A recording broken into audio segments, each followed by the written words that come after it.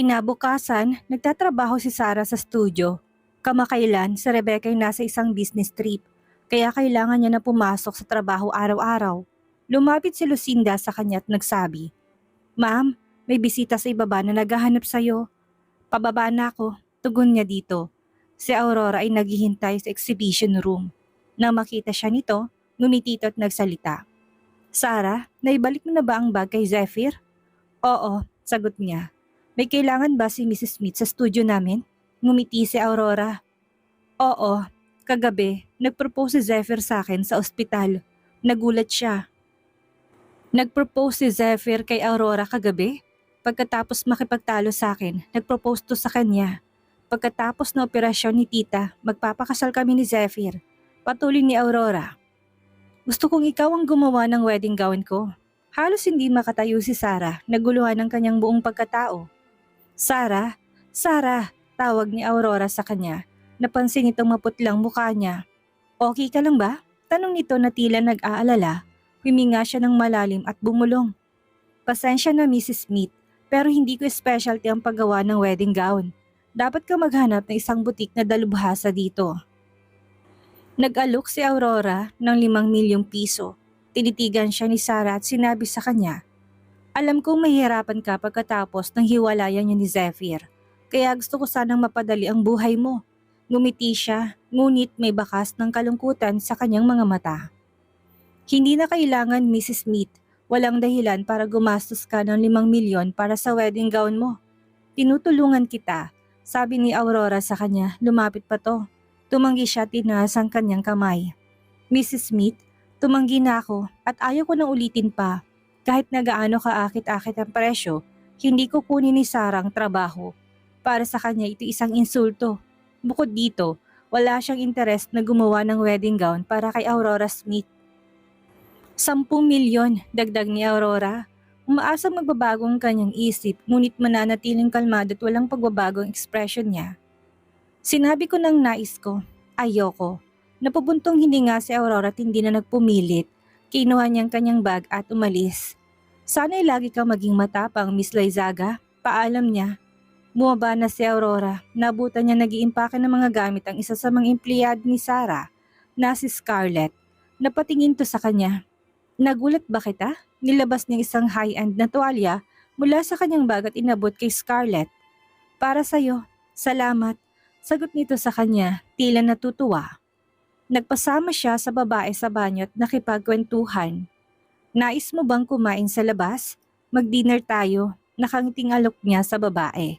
Halata naman ang galak sa mukha ni Scarlett nang marinig yon.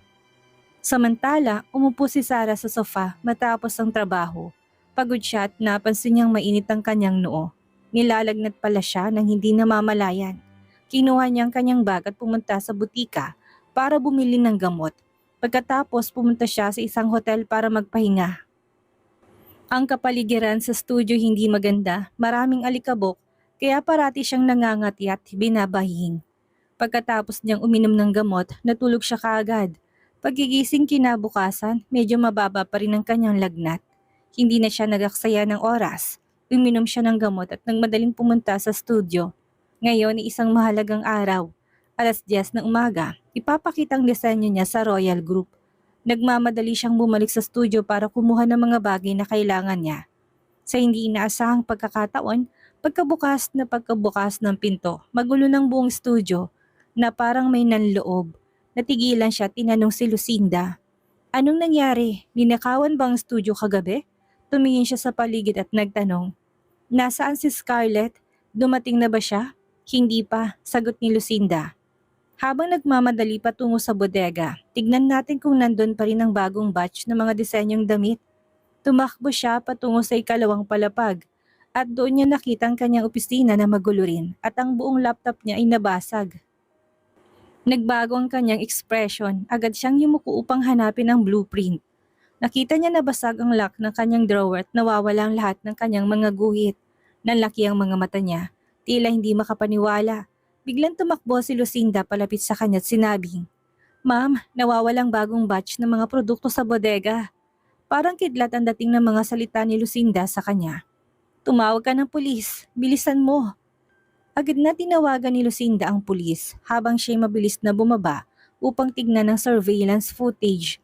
Sa mga kuha ng kamera, nakita nila na bandang 2:00 ng madaling araw, pumasok si Scarlett sa studio kasamang isang tao. Dahan-dahan nilang kinuhang mga damit, sinira ang computer niya at saka umalis.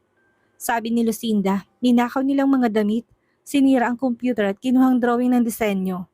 Talagang pumunta sila dito para sa bagong produkto natin. Biglang bumigat ang pakiramdam ni Sarah, napapalibutan ng malamig na hangin. Bakit ginawa to ni Scarlett?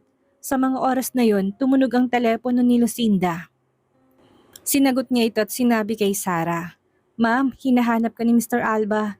Hindi daw niya makontak ang telepono mo." Kinuha ni Sarah ang telepono at kinausap si Marlon. "Mr. Alba, ninakawan ng studio ko kagabi. Ninakaw na isa naming empleyado ang lahat ng bagong produkto at mga draft na disenyo." Nagtanong si Marlon. "Anong nangyari?" "Hindi ko alam. Kailangan nating hintayin ng pulis."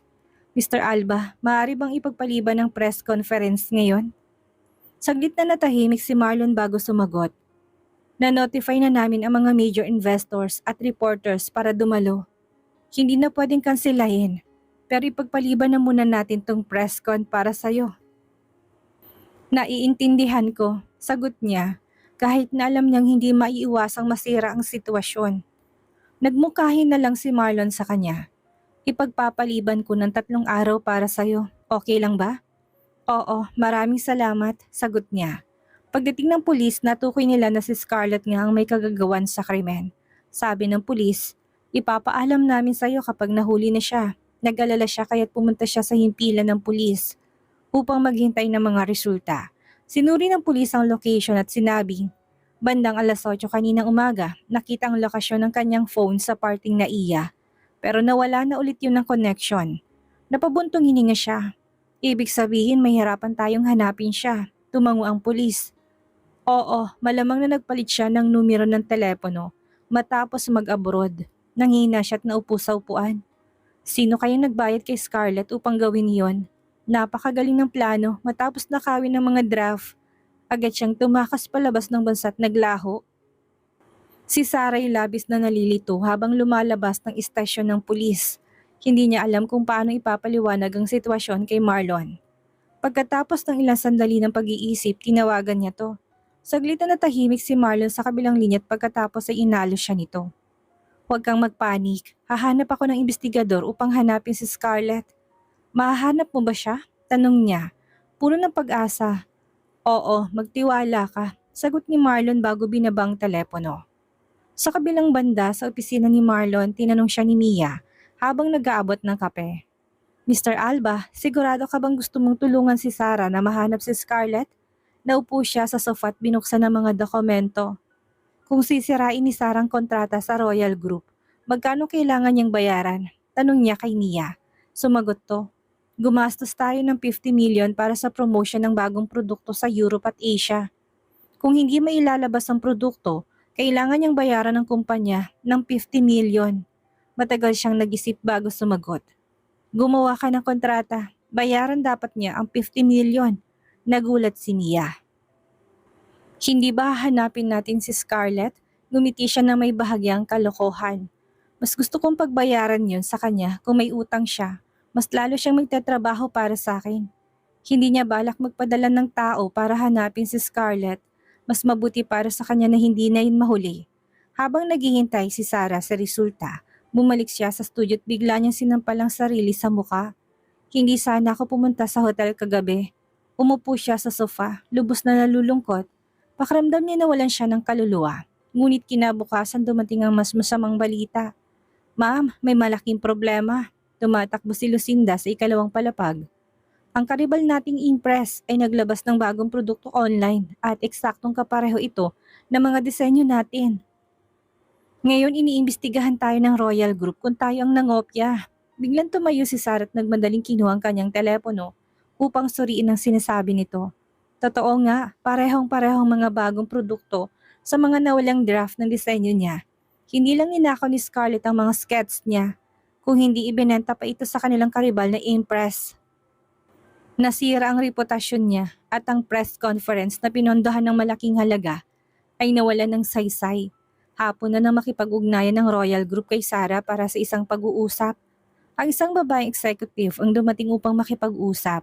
Sinabi ni Sarah ang buong katotohanan at pagkatapos magtalang babaeng executive, sinabi nitong abisuhan na lang siya pagkatapos ng meeting ng senior management. Tinanong niya ito, ano magiging desisyon ng grupo? Sumagot ang babaeng executive. Miss Loizaga, nai-promote na namin ang bagong produkto sa Europe at Asia at gumastos kami ng halos 50 million. Posibleng kailangan mong pasanin ng lahat ng gastos dahil sa insidenteng ito, napalunok siya. Alam na niya ang mangyayari. Paano naman si Mr. Alba? Tanong niya. Mapaparusahan ba siya dahil sa nangyari? Ang sagot ng executive. Sa kasong ito, malamang na si Mr. Alba ay madedemote o mawawala ng posisyon sa kumpanya. Masakit ang dibdib niya. Hindi niya sinasadya pero nasira rin niya ang buhay ni Marlon. Sa ospital, si LV ay kasalukuyang sumasailalim sa operasyon. Si Zephyr ay tahimik na naghihintay sa koridor. Katabi niya si Aurora na biglang nakatanggap ng tawag. Gumiti si Aurora habang sinasagot to. Good job, sabi niya bago lumingon kay Zephyr. Nagugutom ka na ba? Kukuha ako ng pagkain para sa'yo. Pagkatapos ng operasyon ni LV, lumalabas si Rod mula sa operating room at kagad na nagbigay ng ulat kay Zephyr. Maayos naman ang total gastrectomy ng mama mo, pero dahil major operation to, kailangan niyang manatili sa ICU nang hindi bababa sa 12 araw para sa masusing obserbasyon. Tumango si Zephyr. Seryosong ekspresyon, sinisikap niya maging kalmado, inalo siya ni Rod. Huwag ka masyadong mag-alala, ako nang bahala kay tita. Nagpasalamat si Zephyr. Salamat, alam ko mapagkakatiwalaan kita. Samantala, lumapit si Aurora at nagtanong. Zephyr, gutom ka na ba? Magpapadala na ako ng pagkain. Nang gabing iyon, habang papalabas na ng ospital sina Zephyr at Aurora, nakita nila si Sarah na karga-karga ni Chard. Mukhang hindi magandang kaligayan nito. Napansin ni Zephyr si Sarah, ngunit nagpatuloy si Aurora sa pagpapanggap na hindi ito nakita. Sinubukan niyang ilihis ang atensyon ni Zephyr. Zephyr, medyo pagod na ako. Tumango si Zephyr. Iyahatid na kita. Bago siya umalis, inutusan niya si Mr. Jomar na alamin ang sitwasyon ni Sarah at bakit to kasama ni Chard. Sa loob ng ospital, dinala ni Chard si Sarah sa emergency room. Sinabi ng doktor na si Sarah ay may mataas na lagnat na umabot sa 40 degrees at kailangan siyang buhusan ng tubig upang mapababa ang lagnat. Matapos ang kalahating oras, unti-unting bumaba ang lagnat ni Sarah. Nang magising siya, nakita niya si Chard sa tabi ng bintana. Inabutan siya nito ng lugaw. Gising ka na, kumain ka na para makabawi ka ng lakas. Umayos siya ng upot nagtaka. Bakit ako narito? Ipinaliwanag ni Chard na matapos siyang makita sa labas ng Royal Group na tila hindi magandang pakiramdam, agad siya nitong dinala sa ospital. Nagpasalamat siya. Salamat, hindi ko inaasahang ikaw ang tutulong sa akin. Samantalang tinawagan ni Mr. Jomar si Zephyr. Sir, may mataas na lagnat ang asawa niyo. Agad nagbagong expression niya. Pabalik na ako dyan, alamin mo kung saan siya nanggaling. Pagkarating niya doon, kaagad siyang nilapitan ng kanyang assistant. Sir, may naging problema sa Royal Group ang asawa niyo. Lumalabas na nagka-issue sa mga designs at ang iniisip nila ng ngopyang yung misis. Nanlamig ang mukha niya. Alam ko may mangyayari sooner or later. Kailangan ko nang harapin ito. Sa ospital, inabot ni Chard ang lugaw kay Sarah. Ninakaw ba ng empleyado mong draft ng disenyo mo? Tanong niya. Paano mo nalaman? Tanong nito sa kanya. Nakatitig to sa mahabang figura ng kanyang mga binti. Napabuntong hininga si Sarah. Hindi inaasahang malalaman ng lahat ang pangyayari. Masisira na ba ang reputasyon ko? Bulong niya sa sarili. Tinitigan siya ni Chard ng ilang segundo. Baka maklear mo pang pangalan mo, dagdag nito. Napakasimple ng sinasabi mo, pero si Scarlett ay nasa ibang bansa na. Paano siya mahahanap agad? Mukhang pagod na si Sarah. Si Marlon ang orihinal na nagsasabing tutulungan siya, ngunit ngayong nakumpirma ng plagiarism. Malamang hindi na siya makakahanap ng paraan para protektahan ang sarili. Tumaas ang kilay ni Chard. Maaari kitang tulungang mahanap siya. Hindi ko pa ito nasasabi sa'yo, ngunit nais kong humingi ng tawad sa nagawa ko sa'yo. Labis na nagulat si Sarah. Chard, nasa miserable akong kalagayan ngayon. Ayaw ko makipagbiruan sa'yo, huwag mo akong lokohin. Palagi niya nararamdaman na tinutukso lang siya ni Chard. Binibigyan ng pag-asa at pagkatapos ay inaalis ang pag-asang yon. na para bang tinutulak siya pabagsak sa bangin. Napakunot ang noo ni Chard. Bakit parang masamang tingin mo sa akin? Talagang walang magandang expression. Si Sarah sa lalaking to. Mukhang walang magagawa si Chard. Kung ganun, bigyan mo ko ng pagkakataon para patunayan kung gaano ako kaseryoso sa pagkakataong ito. Biglang bumukas ang pinto ng kwarto at si Zephyr ang pumasok. Narinig ang mga huling salita ni Chard. Bigyan siya ng pagkakataon? Patunayan ng ano? Anong nais patunayan ni Chard? Kamakailan lang galit si Chard kay Sarah. Ngayon parang mabuti na silang magkaibigan. Narinig ni Sarah ang pagbukas ng pinto at tumingin siya. Nakita niya si Zephyr, nakaitim na suit at walang ekspresyon ng mukhang tumitig sa kanila. Zephyr? Nagulat si Chard. Akala ko wala ka na dito. Anong pakialam mo kung nandito ulit ako upang tignan ng aking asawa? Madilim ang mukhang sagot ni Zephyr. Hindi ba hiwalay na kayo? Tanong pa ni Chard kay Zephyr. Hindi pa kami hiwalay. Naupo siya sa tabi ni Sarah. Yan lang bang kinakain mo? Oo, sagot ni Sarah na pinagpatuloy ang pagkain. Subalit tinagaw to ni Zephyr mula sa kanya. Natigilan siya tumingin dito. Anong ginagawa mo? Inabot sa kanya ni Mr. Jomar ang paper bag na may lamang pagkain. Agad niya yung binuklat. Ma'am, ito po in-order ni Sir at sa paborito niyong restaurant. Bakit alam niyang paborito kong pagkain? Hindi naman siya nagtatanong sa akin ng tungkol dito. Tanong niya sa kanyang sarili. Alam mong paborito kong pagkain? Nang makita ni Chard ni inagaw ni Zephyr ang pagkain binigay niya kay Sarah. Nagprotesta siya. Zephyr, mahilig kumain ng lugaw si Sarah. Bakit mo naman inagaw yan? Tumayo si Zephyr at malamig na sinabi kay Chard. Lumabas ka. Sumulyap si Chard kay Sarah. Pagkatapos ay lumapit kay Mr. Jomar. Hindi ba saratong Seafood Express restaurant ng alas 10 ng gabi? Tumawag sa sir doon. Tugon ng assistant. Kinagat ni Chard ang kanyang labit sumunod na lumabas kay Zephyr. Sa koridor, tumayo si Zephyr na halos 6'4" ang taas at nakaharap kay Chard. Ramdam ni Chard ang mabigat na presensya ni Zephyr. Huwag mong iinisin si Sarah ngayon, kaibigan ko siya. Isa pa may sakit siya. Kung tinuturing mo siyang kaibigan, wala akong problema doon. Pero kung may iba kang balak, huwag mo kong sisisihin kung magiging bastos ako sa'yo. Sagot ni Zephyr. Ngayon ay hayag ang kanyang emosyon, mababatid ang galit sa tinig nito. Nalungkot si Chard. Hiwalay na kayo at ilang araw na lang ipapatawag na ulit kayo sa Bureau of Affairs. Pagkatapos magiging malaya na siya at may karapatan akong ligawan siya. Kung gusto mo siyang ligawan, sabihin mo na sa mga magulang mo. Sabi ni Zephyr na may bahid na panunuya. Mahigpit ang pagpapalaki sa kanilang pamilya. Kung malalaman ng mga magulang niya na hinahabol niya ang dating asawa ni Zephyr, siguradong ipapadala siya sa ibang bansa. Nalaki ang mga mata ni Chard. Tinatakot mo ba ako? Ayaw mo sa kanya pero ayaw mo siyang ibigay sa iba. Ang damot mo. Sino nagsabing ayaw ko sa kanya? Wala naman hindi ba? Kung anumang relasyon naming dalawa, wala kang pakialam. Umalis ka na. Bakit ka ganyan? Inis niyang sabi dito. Buntis na yung kabit mo, tapos nais mo pa rin makayakap si Sarah? Mahiya ka naman. Hindi na nagsalita si Zephyr. Tinalikuran na siya nito. Sinubukang sumunod ni Chard pero isinara ni Zephyr ang pinto at halos maabot siya sa mukha ng pinto. Habang nasa labas siya, galit siyang sumigaw. Pero ako nagdala sa kanya sa ospital. Walang imik si Zephyr. Bumalik siya sa loob ng kwarto. Inutusan niya si Mr. Jomar. Lumabas ka't bantayan mo si Chard. Huwag mo siyang papapasukin. Opo, sagot ni Mr. Jomar. Pagkalabas, sinarangan niya si Chard gamit ang kamay. Sir, hayaan mo na sila sa kanilang relasyon. Huwag mo silang istorbohin. Malungkot ang mukha ni Chard habang papalabas ng bahay. Sa loob, hindi alam ni Sarah kung anong sasabihin kaya binaba niyang ulo at patuloy na kumain. Ngunit napakalakas ng presensya ni Zephyr, kaya't napilitan siya na magtanong. Kamusta ang operasyon ng mama mo? Maayos naman pero kailangan niyang manatili sa ICU ng mahigit 1 linggo. Sagot ni Zephyr. Good, kung magtagumpay ang operasyon ng mama mo. Dapat ka nang makampante. Kailangan mo bang alagaan siya sa ospital? Tanong niyang muli. Pwede siyang bisitahin sa ICU ng 1 oras bawat araw. Sagot nito. Pagkasabi nito, natahimik ng dalawa. Ayaw nang tumingin ni Sarah kay Zephyr. Kaya humiga siya at nagkunwaring natutulog. Nakita yun ni Zephyr at lumapit upang takpan siya ng kumot. Natigilan si Sarah at sandaling natahimik bago nagsalita. Salamat, pwede ka nang umalis. Tinignan siya ni Zephyr at ang mga mata niya'y dumapo sa katawan ni Sarah. Tumalikod siya.